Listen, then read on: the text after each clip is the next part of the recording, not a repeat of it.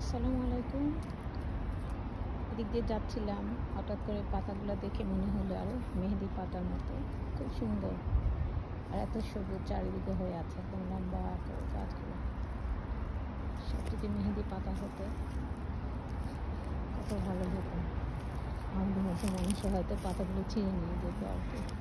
যাই হোক, রাস্তার পাশের গাছগুলো অনেক সুন্দর লাগছে, একদম মেহেদি পাতার মতো দেখতে। যে দেখুন,